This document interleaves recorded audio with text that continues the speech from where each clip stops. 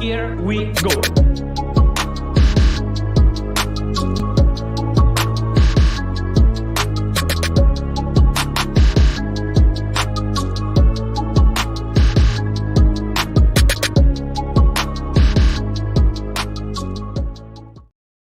Yes, people, what's going on? It's Egal Talks Football, and we're back again with another video. And today's video is a special one. I got a special guest, Adrian Clarke, former Arsenal player, current presenter, of course.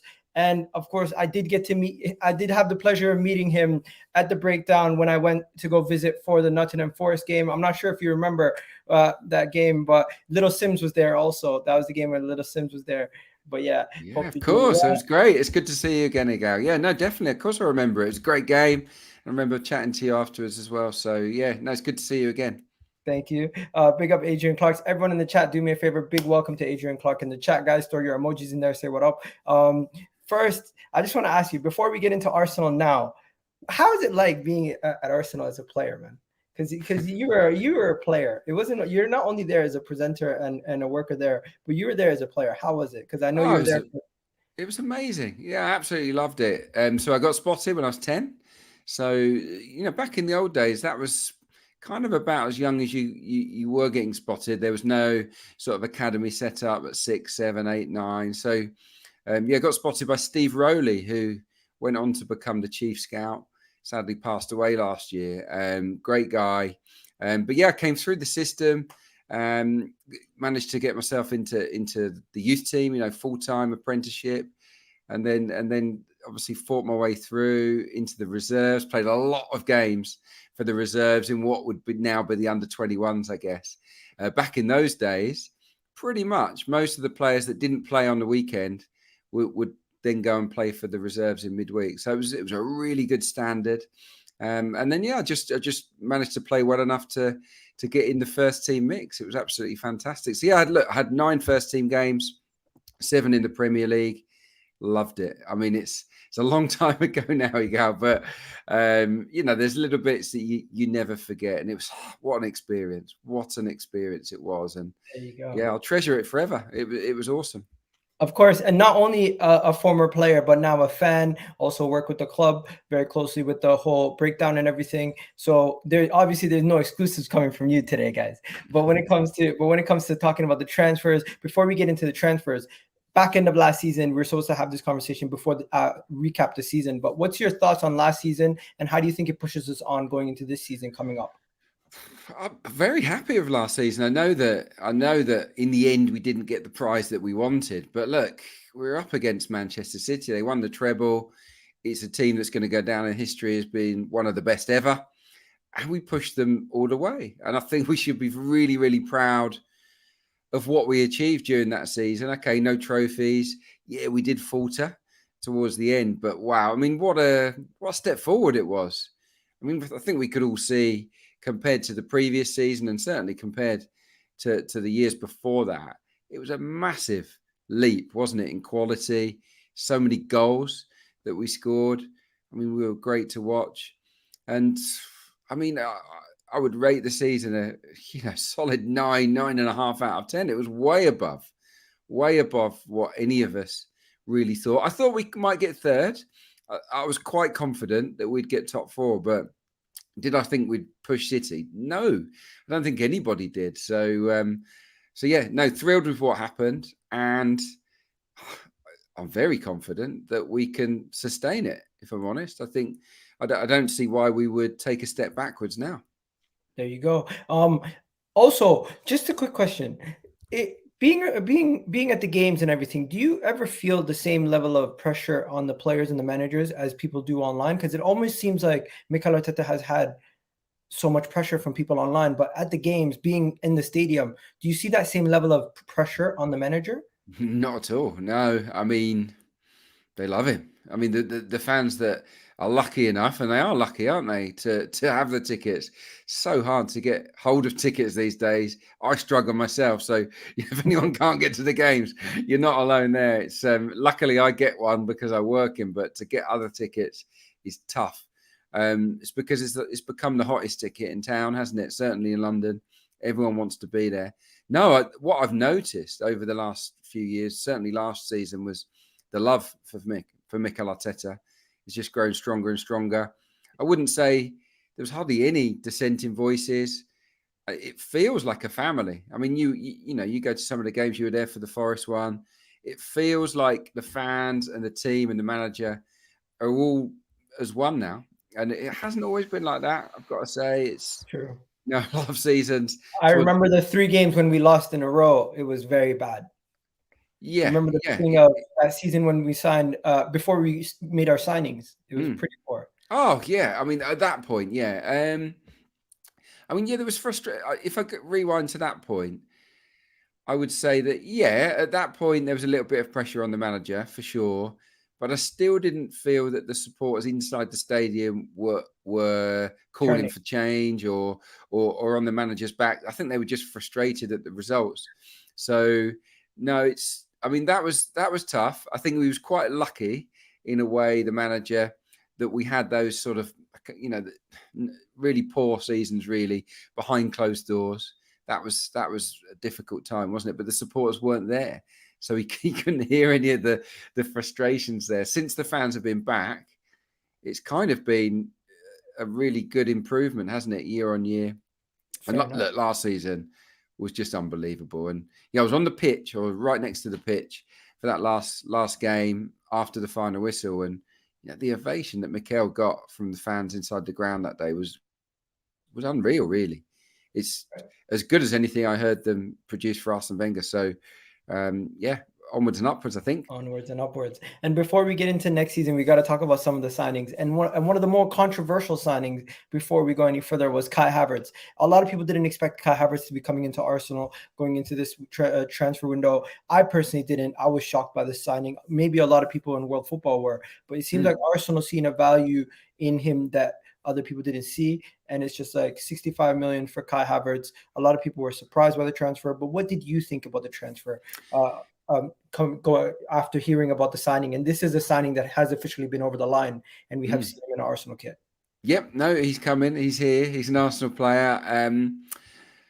If you forget about the price, I think it's a really, really good signing. I genuinely do. I'm not just saying that. I think he's a quality player. I always thought he was one of Chelsea's better players. But I also always thought that Chelsea weren't using him properly. They badly misused him. He is not, and I don't think he ever will be, a week in, week out centre forward. But Chelsea didn't have any good forwards last season. So they kind of thought, well, he's someone that can score goals. We'll stick him up there. But that's not really what he's about. So, yeah, based on what he did at Leverkusen, what he's done for Germany, what he's done for Chelsea in bits and pieces. You wear the number 29. Yeah, exactly. Yeah, there it is. Yeah, right over my shoulder. So, yeah, no, I'm proud to have the same number. Yeah, this is one of my old shirts from back in the day. So, yeah, I really like him. And I'll tell you why I like him. I think he is a very intelligent player, very intelligent. So he will find space. That's probably his best strength at making good runs into the box, finding little pockets of space. And from there, he's a good link man. He's neat and tidy. He can create and he can score goals. And one other thing that he brings to the table is height. And we haven't had very many tall players. I've wanted a tall centre forward option for a long, long time.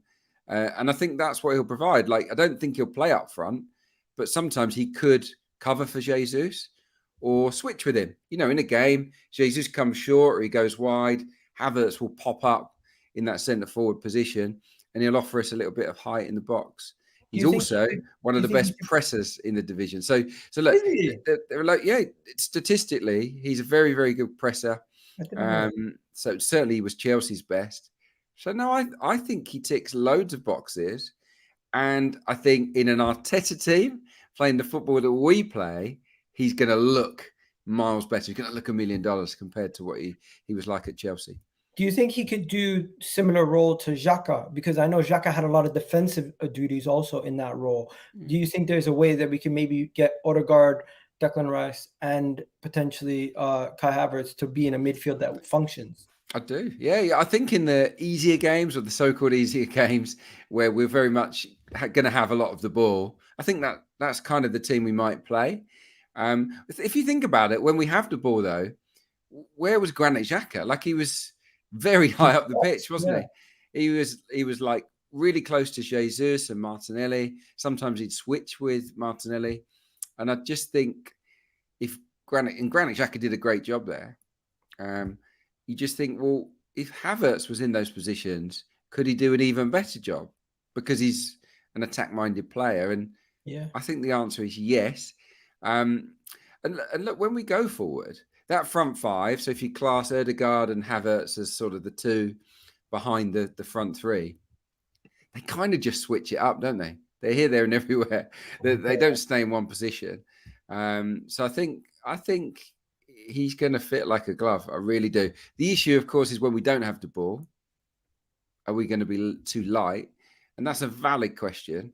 It would ask a lot of Declan Rice, obviously, to cover. Yeah. But I think in the tougher matches, in the big games, especially away from home, I would maybe see us tweaking it, and I could see a different player playing as the DM, and maybe Declan Rice playing in that Granit Xhaka position, box to box, and you know maybe Havertz not starting or being that guy that comes off the bench. Fair enough. We had some people here talking about our spending 220 million, and maybe we could do smarter recruitment. But I honestly do think this has been smart recruitment. And do you think the criticism over Edu has just been a little bit too harsh, similar to the Mikel Arteta criticism that we're talking about? Yeah, I mean, what are people unhappy with Edu about? They wanted obviously Arsenal to just get the business done quickly, but obviously everything's never done quick enough for everybody, and they always look at us compared to the rest of the league. That's true. I mean, we've got Havertz done. Hopefully, Declan Rice will be announced soon. Hopefully, Jurrien Timber will be announced soon. That's 3 big players, big signings. You know, a lot of money spent before the players are back for pre-season. I think that's great. That's not normal. Normally, these kind of moves are the ones you see in August, even once the season started. So, I think they're doing a really good job. They've obviously built relationships with these players and their agents over the course of the last few months, and that's clever. And they're not messing around. I mean, I know it feels like it's slow. You know, Declan Rice felt like it took ages to get it over the line, but it's a lot of money, isn't it, that we're talking about? And these negotiations, if you just went in and go, bang, there's 100 million. West Ham would have said, no, 130. You know, they would have gone higher. So I think it's all a game. And it was just a case of inching towards getting the players that we wanted. So no, I would say that we've been pretty speedy. And I'm hoping, like all Gooners out there, that this isn't it. And that we can maybe bring in signing. I think so. If we get these 3 in, I think there's a possibility we get 2 or 3 more before the start of the season. So it's pretty cool. You know what? We're going to have to talk about Declan Rice now. But before we go any further, people do please hit that like button. And of course, send your comments in. If I do pick up any comments that we want to read, I'll definitely get to them. But yeah, continue to hit that like button. And also don't forget to say hi to my special guest, Adrian Clarke. Adrian, you just mentioned maybe potential for more signings. Would that be predicated on Granit Xhaka and Thomas Partey both exiting the club, do you think? Because, of course, Xhaka, we did have he scored the 2 goals. It seemed like a beautiful goodbye. We see all these links to Leverkusen. And then Thomas Partey, we see he is getting a little bit older. I always thought that he was just going to leave on a free at the end of his contract because it doesn't seem like Arsenal are going to give him a new contract. And Saudi are coming around splashing the cash. So it could be a situation where Saudi Arabia give us 40 million. We might not be able to turn that down. And we could potentially turn that into another 4th signing or another midfield signing. So what do you think about that? And also, would it be a downgrade if we got rid of both of Granit Xhaka and Partey and we didn't really bring in a 3rd midfielder? Well, I don't think that would happen. So, like, if we were to sell Xhaka and Partey, then I think for sure we sign at least 1 more, maybe even 2. So, no, I don't think we would sell the 2 and then not reinvest. It's really interesting, isn't it? Because I don't really want Xhaka or Partey to go because they had good seasons, but you've got to sort of balance the books, haven't you? And look, they're both 30 plus now. And I think it's a case of if Saudi Arabia come up with big money for Thomas Partey, then maybe that's the move that Arsenal might consider making and maybe saying to Granit Xhaka, can you give us one more year? Because there wouldn't be we weren't going to make a lot of money out of Granit Xhaka by all accounts. I don't think the fee was going to be too huge from Bayer Leverkusen. It was way under what I would value Granit Xhaka at anyway. 13 they were originally. Yeah, I mean, I think he's worth a lot more than that. And I think he would be a great asset for us for another 12 months. So, look, hand on heart, I would potentially be more interested in selling Partey for big money and keeping Granit Xhaka. But look, if it's a case of we made the promise to Granit, he wants to go, and that Arsenal aren't, they don't want to keep Thomas and they would rather cash in, and we lose both of them, then for sure we will go big on another midfielder. Obviously, we've been linked with a few players. Lavia is a really interesting one at Southampton. I've liked him ever since I saw him. I mean, Touchimeni would be fantastic. I don't know how realistic that is, but because he wouldn't be cheap. But everyone's yelling and screaming Touchimeni. The links, Real Madrid would have to want to sell him, though. That's not realistic unless Real Madrid want to sell him. Yeah, well, I think they might have to balance the books. Real Madrid themselves. I think other players might have to be sold this summer. And look, sometimes you've got to let good players go. Sometimes to bring in the next generation, or to bring in someone you really, really want, you sometimes have to let a good player go. And I think that's kind of where we're at with Xhaka or Partey. And it might be where Real Madrid are at with Touchimeni. I don't know. But look, Lavia would be a perfectly good acquisition. I think for his age, he's really good, exceptional. He's heavily linked to Liverpool also, so we never know.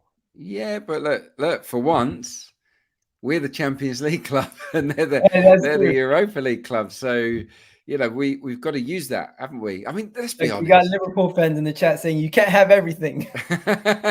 This is true. This is true. Look, Liverpool's a great draw and players want to play for Liverpool. Of course they do. But the same thing, right now, Arsenal are, I think, the most attractive they've been probably since the Invincible days in terms of, top players wanting to come there because of the football, because we're on the up. We've got this young team getting better and better and better. And because we're back in the Champions League, it feels like something special is building. And that's why Declan Rice has chosen us. And I think there's a lot of other good players that want to choose us too. I see what you said on Talks 4. You were right. He would go to Man City. He would go to Arsenal over Man City. Everyone was just trying to talk that Man City are the favorites to get him. And it's like, I never personally thought we were going to lose him to Man City. Well, what about yourself? I couldn't say I was 100% confident because you know that Man City have got so much money, guaranteed silverware. It will turn the heads of most players. But yeah, I did get that feeling that Declan wanted to stay in London and that he really liked the idea of being part of Arteta's Arsenal, something that's growing. It's more of a challenge, isn't it, for a player? I think, where does City go from here? I mean, get the treble again? I mean, well done. That's great. What more can they do? I mean, you could get the quadruple, you could win the Super Cup, these things, but it doesn't, it feels like there's better to come at Arsenal, and that Declan, I think, was drawn to the fact that he can be a really key part of that. And obviously he'd play every week for us or most weeks. He'd be our main man. And look, honestly, if he'd have signed for City, I would have still said this. He has been one of my favourite footballers for the last 2 or 3 seasons. I think he's been exceptional. So I'm chuffed, well happy that Arsenal have got him. Yeah, me too. I'm very happy Declan Rice has chosen Arsenal, and hopefully we'll see his unveiling very soon because apparently the medical is expected to be this week. So is Jurrien Timber's medical is supposed to be this week. Quick question. Do you think he's going to be more used as a center half or as a right back? And do you think he'll be more... At this moment in time, we're no longer just signing bench players. We're signing starter level players that are going to be just part of the rotation. Yeah. Well, that's what you got to do in the Champions League. You have to, because you kind of don't really rest players in the Champions League unless it's a really easy game, of which there aren't very many. You kind of got to go strong, which means, do you burn your players out or do you rotate in the Premier League? And I think what we'll see is a bit more rotation in the league. And if you're going to rotate, and carry on winning matches, you've got to have really good players that are just as good as the ones in the starting 11. So Timber definitely fits that category. Havertz fits that category. So I don't know is the answer with where I see him playing. He's a great backup for Saliba, for sure. Like that is fantastic. Perfect fit. But I also think that he could play at right back and really be stiff competition for Ben White and Tomiyasu. We shouldn't forget about Tomiyasu, who's a really good player himself. Yeah. What I like about Timber is the passing.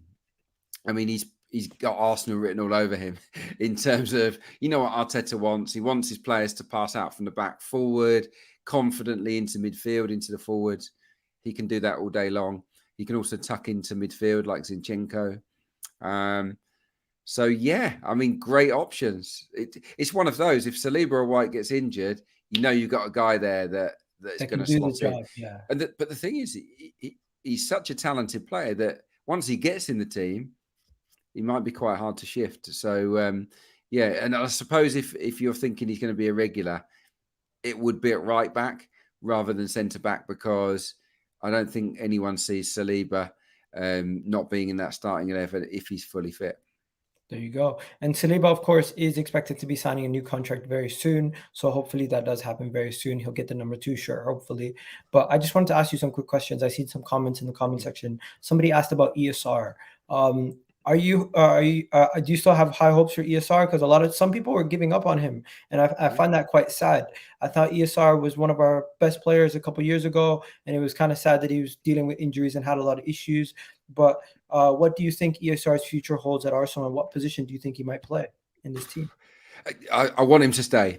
Of all the players that have been linked with moves, he's the one I want. No, keep him. Keep Emile Smith-Rowe, because I think he's got so much about him. Obviously, he's a good finisher. We saw that the season before last when he converted his chances amazingly well. Last season, I think we just have to ride it off. He wasn't fit at any stage of last season. He didn't get any run of games. So we've almost got to forget that happened and try and remember what happened previously, where he was a key player. So, yeah, I would 100% keep him. If he went somewhere else and stayed fit, I'm telling you now, he will thrive, and I think we'd regret it. So the question is, where does he play? I probably is where Odegaard plays, probably like in one of the 2 box-to-box midfielders. But he could cover Martinelli. He could cover Bukayo Saka. He's a great runner with the ball, isn't he? When he gets it, he's powerful, travels with it really quickly. And he can make things confident. He just didn't look confident when he came in last season. Yeah, I didn't think he trusts his body. I didn't think he was fit physically enough to compete and play for the full minutes that he need to be playing. It's hard when you're injured and you haven't had many games. It's very easy to lose that sharpness, for starters. And when you're not sharp and you come into a team where everyone else is flying because they're playing every week, everything's gelling. You know, Arsenal's team last season, they were so in sync, weren't they?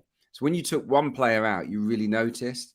And I think it's hard to come into that and be at the same level when you've A, been injured, and B, you're probably still carrying a bit of an injury, and C, you're just not match fit or match sharp. It's tough. I think you're right. I don't think he trusted his body.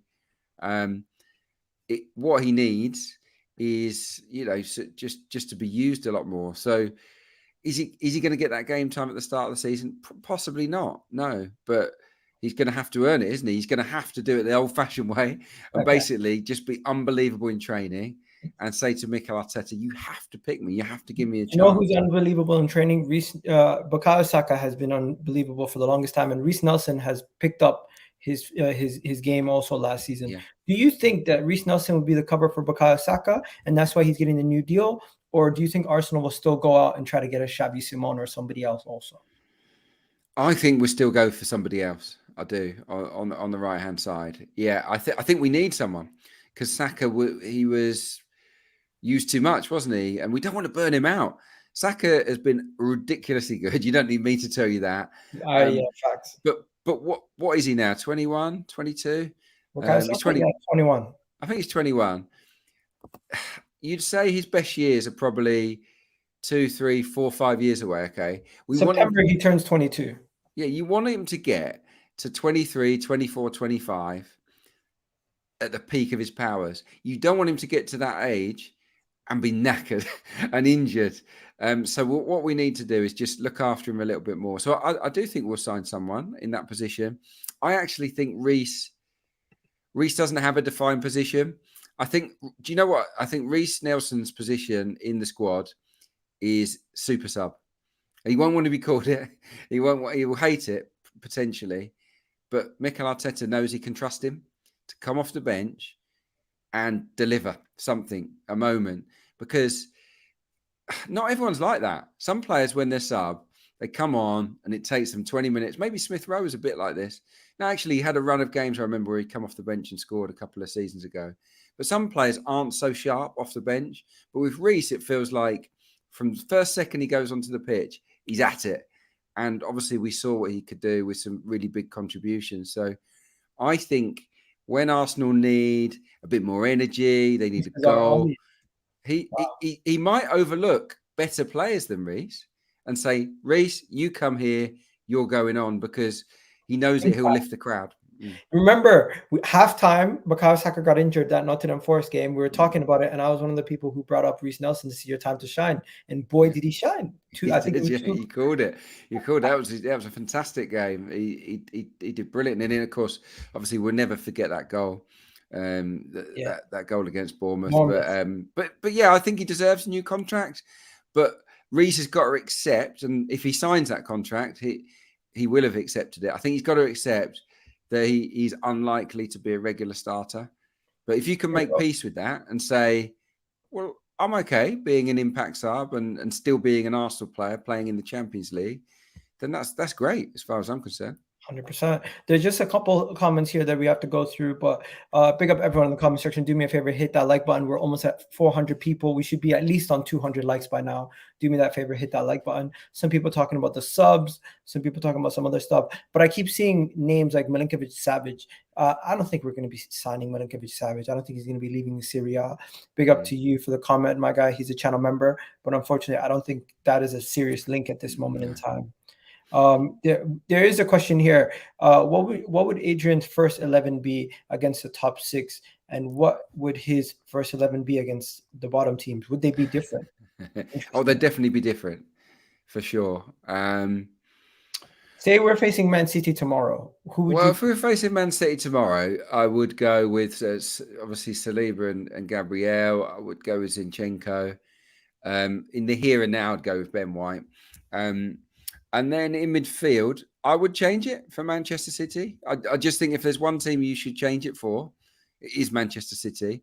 So I would go with Rice next to either Partey or Jorginho. If Partey's fully fit, I'd put him in there. I don't think he was fully at it. The thing is with Partey, I loved him for most of last season, but at the end of the campaign, he was a bit of a shadow of that player, and he really struggled against Manchester City, I thought. So maybe I would go with Jorginho alongside Rice, and then I'd have Ødegaard as the third midfielder. With Saka, Martinelli, and Jesus. The same, yeah. Yeah, exactly. So I think Havertz wouldn't get into that team at the moment. I think, if we were at home to Man United, for example, or can you call Spurs Big Six? I don't think you barely can't these days, can you? But there will be occasions. Big Six either. Yeah, this is true, and it's very funny to say that. I can see a scenario where a Jorginho or Partey or a Lavia or whoever sits in the middle of the midfield, and you have Rice as a box-to-box guy, and you have Ødegaard as the other box-to-box guy. I can see scenarios where that happens. Against the easier teams, I think maybe Rice might be the one holding player. And then you would have Ødegaard and Havertz, Saka and Martinelli, and Jesus again up front. So that is the tweak. That's the slight little difference. I don't think we need to think about different defense or anything like that.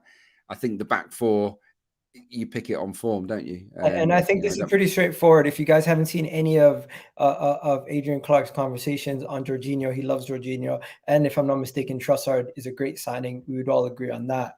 I think you did a whole thing I seen on TalkSport where you're talking about Jorginho and telling them why it's a good signing, and they don't really. Oh, that's it. Yeah, you got a good memory. Yeah, look, I thought we saw it at the end of the season. Against Newcastle, he's superb, wasn't he? In some of those games. Look, he's got his limitations. He's not quick. He's not, he's not athletic, but he's clever. And what I like about him, he's got a little bit of like nastiness about him as well. Like if a professional foul has to be made, he'll take the player out. He'll take the yellow. And I think this team was a bit nice, and I think that kind of helps things. I know you shouldn't say that as one of someone's main qualities, but I think that is a plus. I think he's probably one of the most intelligent players on the team. Yeah, exactly. Look, it feels like I'm sort of putting Thomas Partey down a little bit, but by saying Jorginho in the big game, I would put him ahead of him. I think with Partey, I don't know whether it's an attitude thing or whether he was just knackered towards the end of the season, but I think he might have been injured. Yeah, I don't think he was fully fit, because the way he didn't track De Bruyne for that goal at Manchester City was really alarming. And what about Southampton? They were literally throwing the ball. He was getting bypassed by everybody. I think West Ham, he got caught on the ball by Declan Rice for that goal. So I suppose they're just the things that are fresh in my mind with Thomas. For most of that season, he was unbelievably good. So there's one more thing though. There's the Trossard part. I don't think we need to spend too much time on that. Trossard's just been outstanding since he joined in. Trossard's a great signing because he can play anywhere. He literally can play in any of the front five positions. And what if I'm the manager?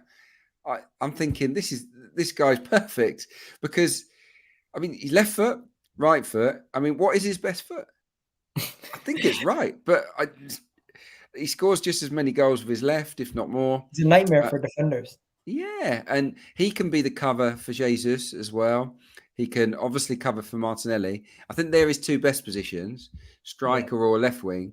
But he can definitely play where Odegaard plays. He could cover Saka as well off the right. That Fulham game will always be in my memory because hat-trick of assists. Last time we seen that was Mkhitaryan, I think. Yeah, I think from last season, like from when he joined us, he was right up there. I think he created the second most number of assists of all players in the Premier League after he joined Arsenal. So, and look, how many times was he on the bench during that time? It wasn't like he played every week. So I think Trossard's a bit of a steal.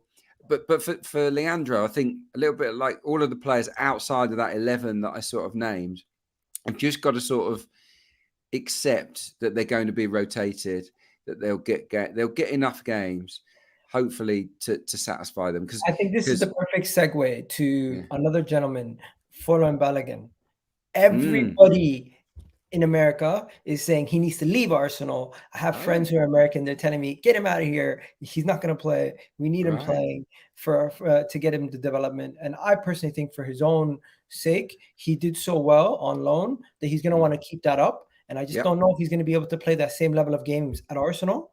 So he might want to see his future away from Arsenal. And he did mention that he does not want to go on loan when speaking in the US tour. So we have a situation with Eddie Nketiah and Balogun. Do we sell both? Do we keep both? I personally think, if I was to guess, Balogun will probably leave. Eddie Nketiah will stay, just because surely there's more suitors trying to buy Balogun than Eddie Nketiah, and that might be the factor. Yeah, I think there are a couple of things here. First, obviously, Balogun's the guy that's hot, and for that reason, the fee that you can get for him right now will be higher than it would have been, a lot higher than it would have been. A little bit like Joe Willock, if you remember when we sold him to Newcastle, he was on the back of an unbelievable hot streak, wasn't he? And I think we were right to sell then, and maybe it'll be the right decision to do that now. And for him, like you say, because when I left Arsenal, Arsene Wenger told me, he said, look, you're 22 now. He said, you've had a taste of the first team. I can't guarantee you very many minutes. You need to play. You need to be out there playing. You don't want to be sat on the bench or just in the squad. And I agreed. And I think that you get to that point where you have to play. And if he doesn't want to go on loan, then we have to sell him and wish him well, and maybe get a buyback clause in there or something, or certainly a sell on, because he has the potential to have a great career. I think Balogun, obviously, he's hit the ground running with the States. Fantastic. I think that was a good decision, playing for the US national 100%. team. And the other thing to think about, if you're Mikel Arteta, is this. Some people are okay with being on the bench, like Rob Holding, good guy, Mo Elneny. And I would put Eddie Nketiah kind of in that category. I know sometimes we've seen him look a little bit moody when he's celebrating a goal because he's not getting much game time. But I think he wouldn't have signed that deal, Eddie Nketiah, if he wasn't content to just be part of the squad. And they have the same agent also. That's a fact. Do that. I didn't know that. Yeah. But Flo Balogun just strikes me as someone that might be a bit grumpy if he wasn't playing, a bit frustrated. And you don't want that. If you're the manager, you don't want someone unsettled players. Yeah, exactly. So, yeah, that's the most likely scenario, but who knows? Okay, people asking also, I'll paint the picture for you. We go on, we smash it this year. We win the league. We didn't buy a striker. Next season, do you think we go hard for Victor Osimhen, Mbappe? Because we're hearing these rumors. We're going to go for those guys. Or do you think we just try to find a stopgap this season?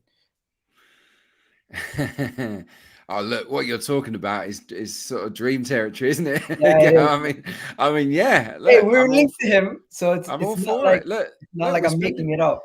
Look, we've almost broken the British transfer record for Declan Rice. You know, it's the second highest behind Enzo Fernandez. So look, we are serious, right? We're in the market for the big boys, and the big boys are interested in us for the first time in a long, long time. Let's be honest. Declan Rice wouldn't have looked at us a couple of years ago. It'd have been nailed on City or Chelsea or something, or even Man United. Maybe Chelsea. But, yeah. So look, if we win the league, I could see us going for a huge player like an Osimhen or whatnot. But let's see. Let's not get too carried away. I mean, Mbappe. The issue with Mbappe, and am I right in thinking that he likes Arsenal? He's sort of gone on record as saying, I think he's been a bit of an Arsenal fan from the Wenger days. He on record said was Man United and Liverpool. Oh, okay. He likes maybe that's not true. Wear Arsenal kits for Henry. Oh, that's it. But look, the issue with Mbappe isn't what he brings on the pitch. Of course, we would want to sign him. You know, it's just the money. Like, he wants unbelievable money, and the truth is, unfortunately, is that Arsenal don't have that mega money. We have a lot of money right now, compared to before, because we're in the Champions League. But Arsenal play by the book. We play by the rules. We have a certain amount of money to spend, and once it's gone, it's gone. And hand on heart, I just think he would want too much money. There are clubs out there, Man City clearly are one of them, but others as well, like a Barca or Real Madrid, that they bend the rules and they'll just find a way to fund it. But would Arsenal give a player their image rights and like $500K a week? I don't think so. But it would have to be that's the kind of money he's on. It's about the team as well. Like, the special thing about the Arsenal squad right now is the togetherness, right? They are all friends. That they love each other. It is definitely like a family. That, they get on great. Obviously, they don't all have to be best mates, but I can tell that they're a really tight group. Arteta likes that group, that togetherness. He doesn't want a massive squad because of that, because he doesn't want loads of senior players that aren't in the team getting agitated.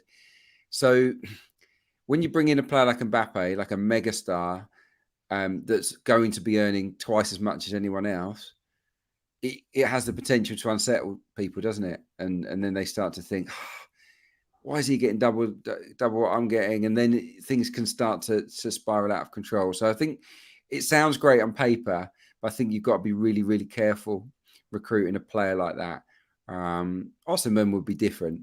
I think he would be very happy, I would imagine, to come to a club like Arsenal. And based on what I've seen of him with Napoli, he would absolutely eat goals in the Premier League. I mean, Haaland, you've seen what he's done. Yeah, Osimhen wouldn't be too far behind him, I don't think, in terms of what he could score. So, but they'll all want Osimhen, no doubt about that. They will all be after him.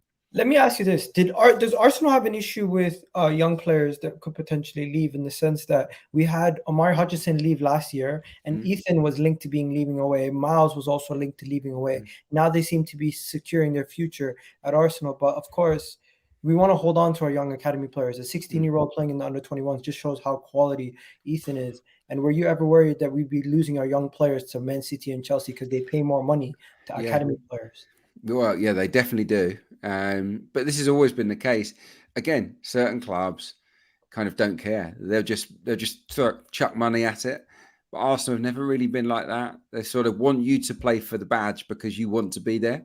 You know, they'll give you a good salary, but it's really, do you want to be an Arsenal player or not? And if you want to go and earn twice as much money right now and go and join Chelsea or someone else like that, then good luck to you. That's the attitude. And I would back Arsenal on that. I don't think it's healthy to give young players that haven't really played in the first team crazy amounts of money. You've got to keep guys hungry. You've got to keep that carrot. You've got to say, well, look, you're doing well, but you can do better. And when you get there, trust me, we will look after you. That's the attitude that I think Arsenal have towards these things. And I think it's a really good sign that Ethan Nwaneri and Miles Lewis-Skelly can see that, and that they're backing themselves to make it when they know when they do make it, they'll be well looked after. And let's be honest, Arsenal have brought through so many more academy players than pretty much any other team in the Premier League in recent times. Yeah. It's not a guarantee that you're going to get chances, but what I would say is that as a young player at Arsenal, if you are flying, if you are doing the business, Mikel Arteta will give you a chance. I don't know whether that's the case with all the Premier League managers out there. So I'm excited for the future, especially for those two boys. Omari Hutchinson, I was sad to see him go because he was talented. But the bottom line is there are loads of talented players. There's always someone new coming up. And we've seen that with the Arsenal youth team of last season. Got to the final, some real good talents in there that probably have just as much potential as Hutchinson. So look, he moves on, all the best, but I don't think we need to worry about it too much. 22 years since Sol Campbell joined Arsenal from Tottenham, and you probably know where I'm going with this. Harry Kane is going to be running out of contract next season. Could you potentially see a situation where Arsenal win the league and Harry Kane could be joining his fiercest rivals? I know. It would be. But that's why we're here. We're in dreamland. It would be the best bit of banter for a long time, wouldn't it? Do you remember where you were when Sol Campbell joined?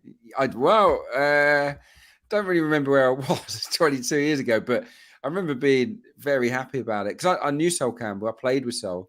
Sol's my age, so I'd known him since we were kids, and I'd played against him when he was at Spurs. So many times, especially in the youth team and reserves and stuff. So yeah, it was a shock, a real shock that he did that, but he did it for the benefit of his career. And if Harry wants to do it, then I think we'd be happy to take him. That is for sure. He's a quality player, but I just think because he's broken the record at Spurs, he's their all-time leading scorer, because he is so-called one of their own, such a hero. He will get a statue, for example. He'll get a statue in years to come or whatever. He'll be known maybe as their greatest ever player. I don't think he'd want to sacrifice that to cross the North London divide. But if he did, and if he wanted to, I'm here for it. It'd be hilarious. It'd be crazy. Yeah, no, that's definitely probably never gonna happen. But even if he joined Chelsea, he would still lose his legendary status at Tottenham, I think. They hate Chelsea, yes, but so I don't think Chelsea's possible. If he went to Man U, it's different, or Liverpool. If he went to Bayern Munich, it doesn't matter. But I think, to be honest, I think he could go to Bayern Munich this summer, play for a couple of years, and come back and still break Alan Shearer's Premier League record, for Spurs or someone else. So, yeah, we'll see what happens. But I don't see him in the red and white, but it would be funny. Fair enough.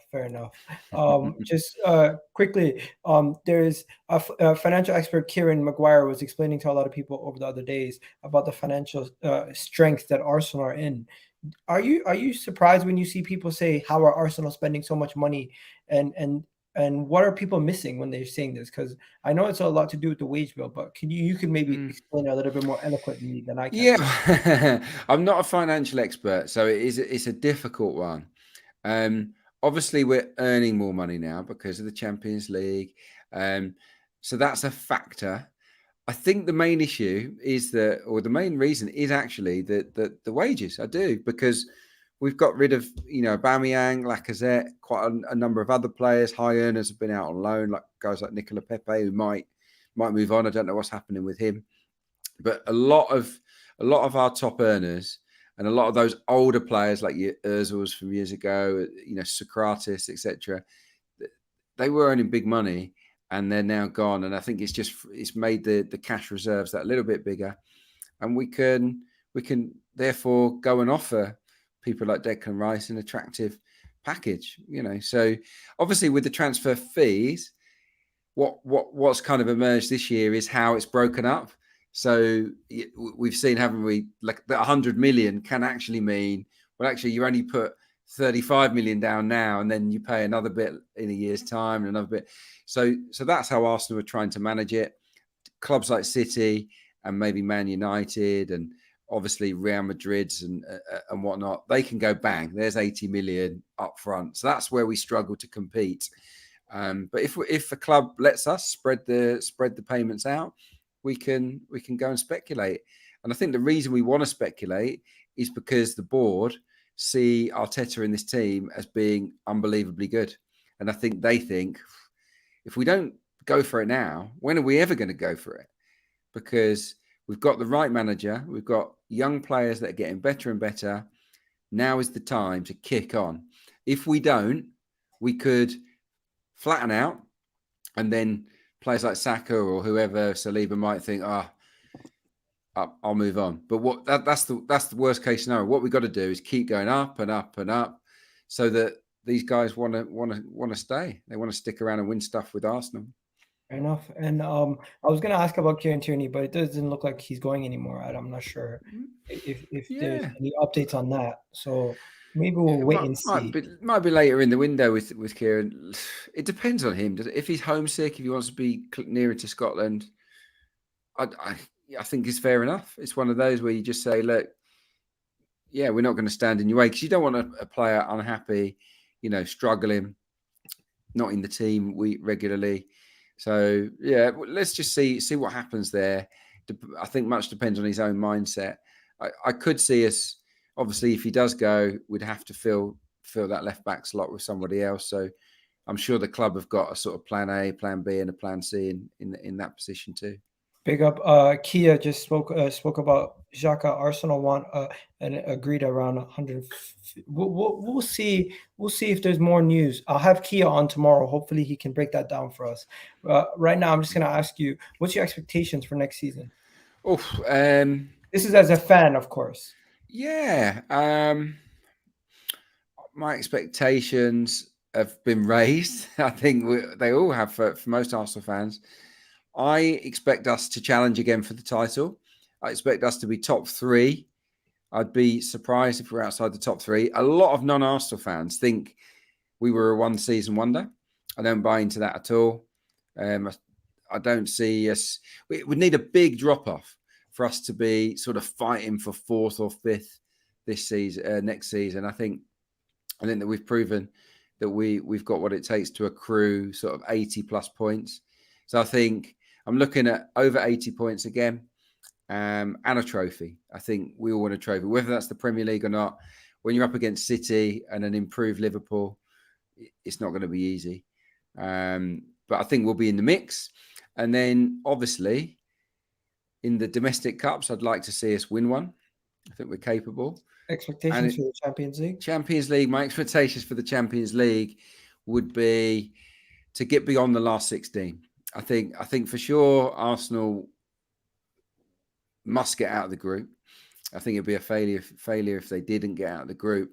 Fact. Then, of course, it's about the luck of the draw in the last 16. But this is where we always failed, or in recent times we stumbled in the last 16.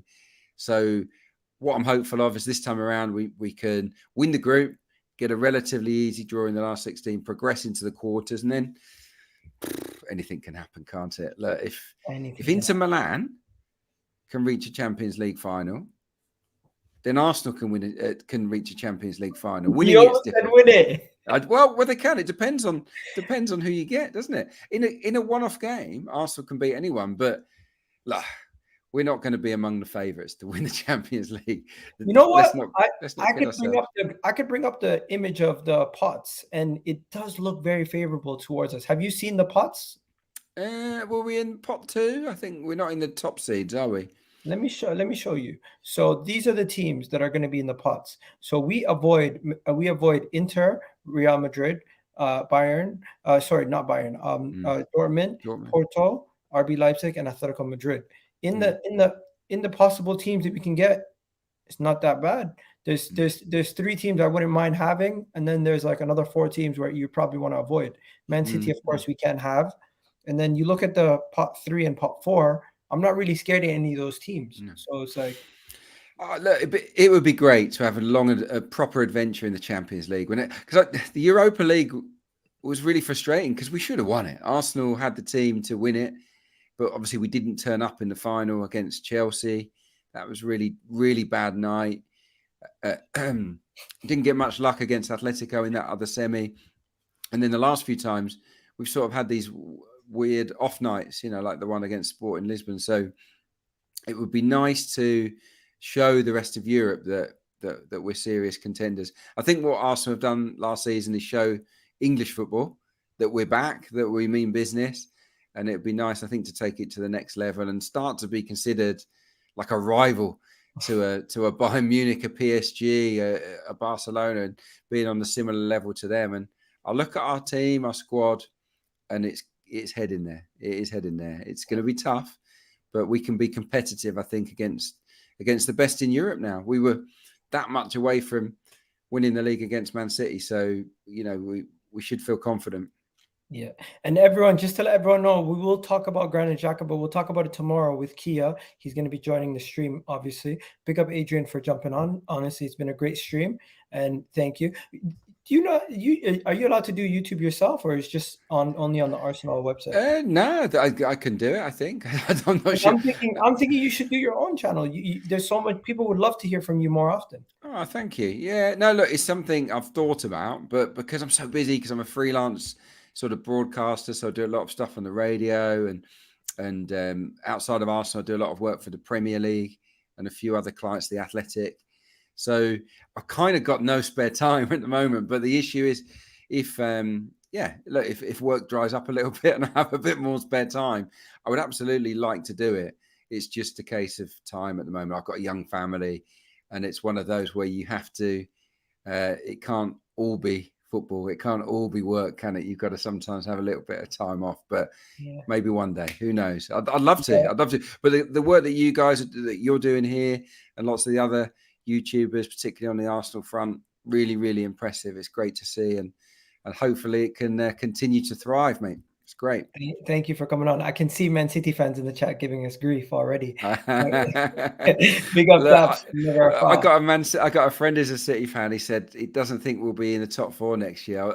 I was like, are you trolling me or what? And yesterday telling me that he thinks Liverpool and what do you call it? He said Liverpool and Newcastle are going to finish above us, including himself. So they think we're going to be challenging for top 4 next season already. Yeah, well, look, I think we're going to be better than we were last season. So there you go. There you go. You have a good one, guys. Everyone, big up everyone who's been watching. Hopefully you hit that like button. I'll be back tomorrow with Kia. We'll be breaking down more of the transfer news and everything else. Thank you, Adrian Clarke, for joining me. It's been a pleasure. And of course, everyone can find you on Twitter at Adrian Clarke and on Instagram at Adrian Clarke. So if they want to find you and find out more of your content there. Yeah. On Twitter is Adrian J. Clarke. Just got a little J in there. But yeah, no, I'm on Twitter, on Insta and whatnot. So yeah, just follow us and try and check out the Breakdown live next season. If you're not going to the match, it's a really good show. So an hour before kickoff we start. And we'll keep you in touch with everything that's going on. There you go. And obviously, Arsenal tweet that out during the games. So, of course, you have yourselves a wonderful day. And thank you. Here we go.